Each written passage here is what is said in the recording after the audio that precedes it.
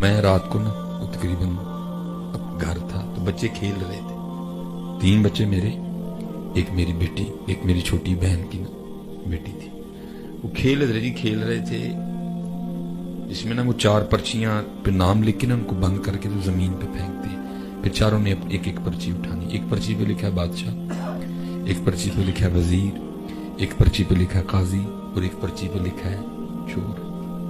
اب جو بادشاہ بنے گا نا حضرت جی، وہ تینوں پھر جو ہے نا وہ اس کے ماتحت ہیں، اور سب سے جو بری حالت ہونی ہے نا وہ چور کی ہونی، بادشاہ کا جو دل کرے گا وہ چور سے کرے گا۔ میں بیٹھا نا مطالعہ کر رہا تھا تو میں بار بار نا دیکھ رہا تھا کہ ہر بار نا وہ بادشاہ میرا بیٹا ہی بن رہا ہے۔ میں نے کہا بھائی ہر بار تو اتفاق نہیں نا ہو سکتا کہ یہ بادشاہ بن جائے، کچھ تو دال میں کالا ہے۔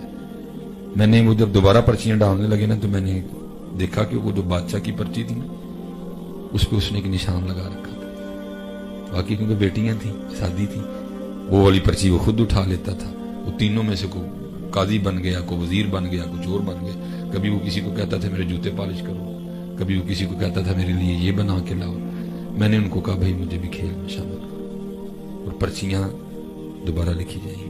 جو میری بھانجی تھی نا، میں نے اس کو کہا بیٹا آپ ذرا بیٹھو، 4 پرچیاں لکھی، پھر میں نے بھی کرپشن کی، میں نے بھی بادشاہ والی پرچی پہ نا کچھ کر دیا۔ جو میری بڑی بیٹی ہے نا، میں نے اس کو کان میں کہا کہ وہ جو پرچی ہے نا جس پہ نشان لگا ہے تو نے وہ جلدی جلدی اٹھا لینی، باقی مقدر۔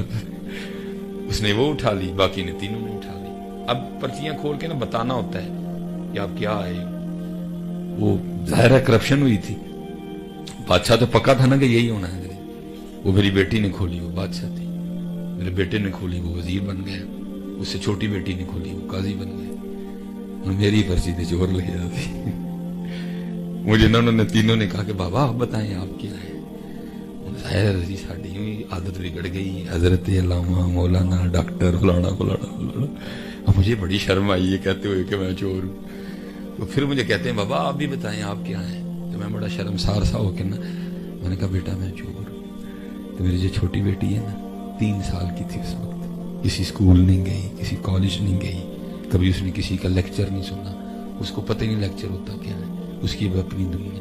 حضرت جی تڑف کے نا میں مسجد میں بیٹھا ہوں، تڑف کے میرے ساتھ لپٹ گئی اور رو کے کہتی ہے میرے بابا چور نہیں ہے۔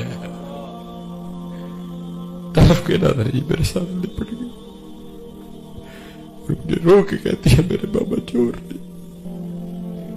ہمیشہ پیار کرنا تھا اپنی بیٹیوں سے، تو پتر پہلی پردیسی ہوندی ہے بیچاری، پتہ نہیں اگے جا کے نہ کی ہونا ہے، سس کیویں دی لبنی ہے، سوہرا کیویں دا لبنا۔